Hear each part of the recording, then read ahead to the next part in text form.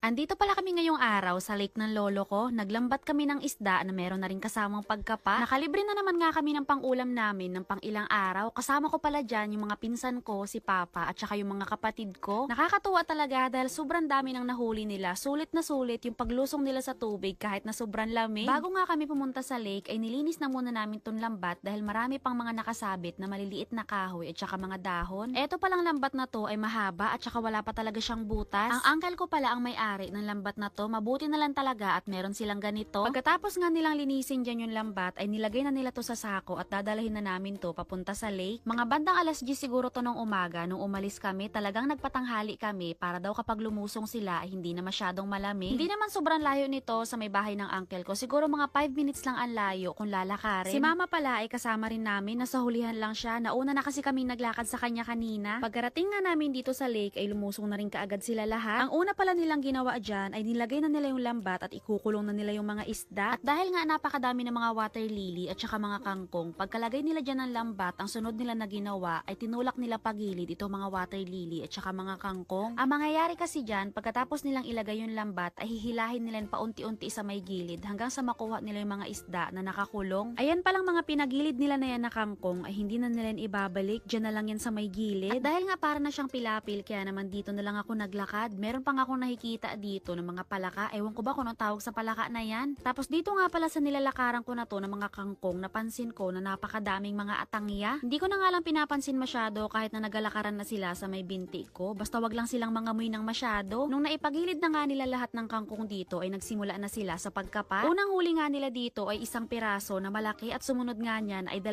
piraso na medyo maliit kaunti. Sa totoo lang talaga, medyo malalaki ang mga isda dito sa lake dahil hindi kasi ito palaging nakukuhanan. Tuwing tag-araw lang talaga kami dito nakakapagkapa dahil ang tubig ay bumababa. Kapag tag-ulan kasi dito, ang tubig niya naman ay malalim. Sunod-sunod na nga rin dito yung mga nahuhuli nila ng mga medyo malalaki. Karamihan sa mga nahuli nila ay hindi huli galing sa lambat, talagang nakakapa lang nila sa ilalim ng putik. Minsan naman naaapakan nila at pagkatapos merong isang sisisid para kuhanin yung isda. Meron din palang nahuli dito si Papa na isang karpa na medyo malaki na rin. Nung naipunta na nga nila tong lambat sa may gilid ay medyo marami na rin talaga yung nahuli nila. At eto nga pinsan ko ay meron na namang nahuli na isang tilapia na malaki. Sa totoo lang talaga, mas gusto ng mga kapatid ko yung lasa ng tilapia dito sa lake kumpara doon sa tilapia na nabibili namin sa palengke. Eto kasing tilapia dito sa lake, talagang never silang nakatikim ng feeds. Talagang ang kinakain lang nila yung mga lumot, yung mga kangkong, yung mga damulan dito. Nung naisampa na nga nila tong lambat sa may gilid, ay nilinisan na ulit nila to at magkukulong na ulit sila ng panibago. Mabilis nga lang din sila natapos dito sa paglinis ng lambat dahil 8 kasi sila. At habang nagakapa nga ulit dyan yung pinsan ko tsaka mga kapatid ko, ay pumunta na muna ako dito sa may kubo. Dito pala dumiretso kanina si mama, kaya pala wala siya doon kanina sa mga nagakapa. At dahil nga medyo masukal na dito sa may kubo, kaya naman naisipan ni mama na maglinis-linis muna dito ng kaunti. Ganito pala yung view kapag nandito ka sa taas, napakasarap sa mata. Malamig at mahangin dito sa pinagpupwestuhan ko ngayon dahil marami din kasing puno ng mga nakatanim. At habang nakatambay nga ako dito sa may gilid, ay napansin ko na ang daming maliliit na isda. Mga anak daw pala to ng dalag, sabi sa akin ng kapatid ko, kaya pala yung kulay nila ay medyo mapula. At nandito na nga sila sa pangalawa nilang paglagay ng lambat at dahil nga medyo marami na talaga dito yung mga water lily at saka mga kangkong ay hindi na nila yung kayang ipagilid pa. Kaya naman ang ginawa na lang nila dyan ay binulabog na lang nila sa gilid para yung mga isda ay magpuntahan na lang dun sa lambat. Dito nga rin sa pinagtatambayan namin ay merong isang malaking puno ng suha at meron kami nakita ng mga bunga niya. Ganito nga kalalaki yung nasungkit namin at ang isang piraso nga nito ay sinimulan na rin namin kainin.